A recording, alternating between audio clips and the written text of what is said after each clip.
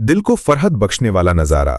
ये कलमा इसलिए दिया गया कि पूरी इंसानियत एक आलमगीर सदाकत पर मुत्तहिद हो। ईमान की बुनियाद ऐसे उमूर पर रखी गई जो वुसअत रखते हैं और सबको अपने दामन में समेट सकते हैं।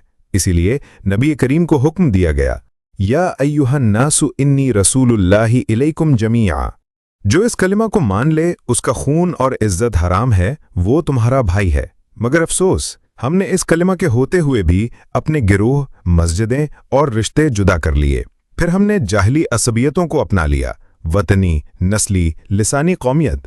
हालांकि इस्लाम ने इन्हीं को मिटाने आया था। यही असबियत दुनिया में जंग, जुल्म और फसाद का सबब बनी। जिस तरह एक मजबूत बंद दरिया के सैलाब को रोकता है, वैसे ही ये कलमा दुनिया को फितना और फसाद के सैलाब से बचाता है। इस बंद में शिगाफ डालना पूरी उम्मत के लिए खतरा है और इसकी हिफाजत के लिए जान कुर्बान करना भी कोई बड़ी कुर्बानी नहीं। पार्ट 4 के लिए अगली वीडियो देखें। ये पैगाम दूसरों तक पहुंचाने के लिए वीडियो लाइक, शेयर और सब्सक्राइब करें।